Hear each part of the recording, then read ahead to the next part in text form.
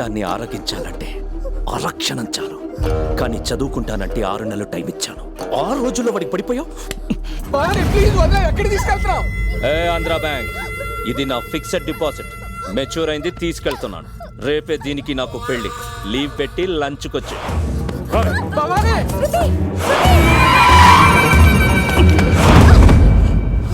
పెళ్ళయ్యాకే ఈ గుమ్మంలో అడుగు పెట్టిద్దామనుకున్నా, కానీ తొందరపడ్డావు. నీ ఫ్రెండ్స్ ఎవరైనా ఉంటే చెప్పు, పెళ్లికి పిలుస్తా. ఏయ్ 1 సెకండ్, ఒక్కడిని పిలు చాలు. అది నీ లైఫ్ లోకి సరైన మగాడొచ్చాడే, వాణ్ణి పిలు. తల వంచుకుని నీతో తాళి కట్టించుకుంటాను. ఏం చేస్తాడే? లేపుకుపోతాడా? పిలుస్తానే.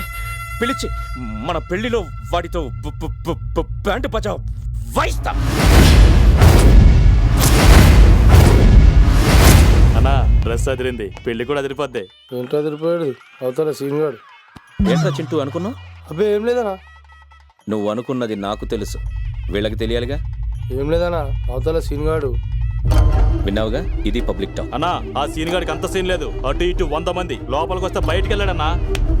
అయినా మనం జాగ్రత్తగా ఉండాలి, ఎందుకంటే అవతల సీనుగాడు.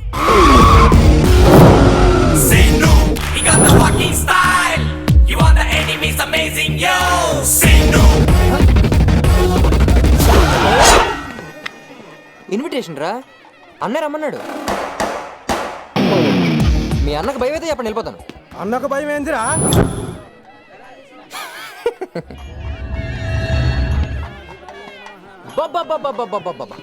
అన్న వచ్చానన్న. ఏం గెటప్, ఏం సెటప్, అదిరిందన్న.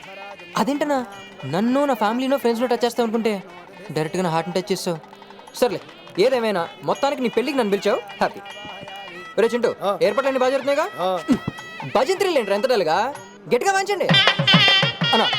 ఇక్కడ ఫ్రంట్ రోలో కూర్చుని పెళ్లి చేస్తానా?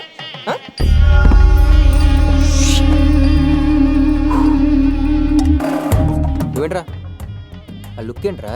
ఏం ప్లాన్ వేసినావు సీను? ఎంతమందిరా? 100 మంది. మీరు 100 మంది, సీన్ గారు సోలో. ఇంక ప్లాన్ ఏమిటి చెప్పు, వెళ్ళి పని చూసుకో.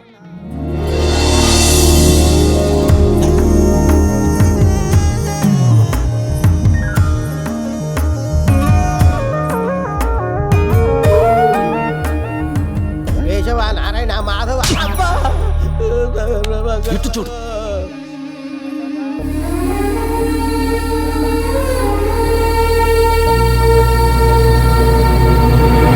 సారీ అన్న, ఈ పెళ్లి చూసే ధైర్యం నాకు లేదన్న. ప్రేమించిన అమ్మాయికి వేరే వాడితో పెళ్లి జరుగుతుంటే ఎవరు తట్టుకోలేరా? మా ఫ్రెండ్స్ అందరూ మొత్తుకున్నారన్న. మొండి కేసుని పెళ్లి చూడటానికి వచ్చానన్నా, నా వల్ల కావట్లేదన్నా. ఈ పెళ్లితో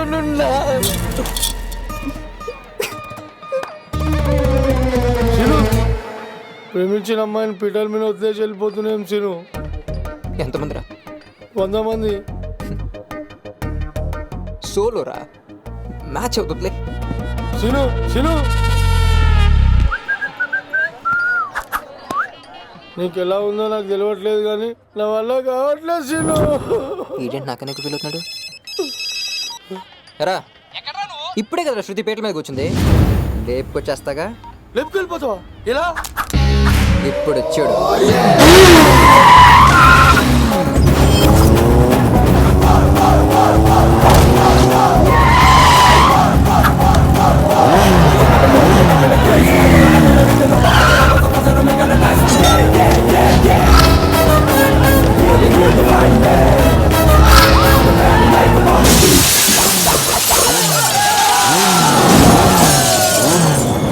చెప్పాను కదా నా అవుతా సీన్ గాడని.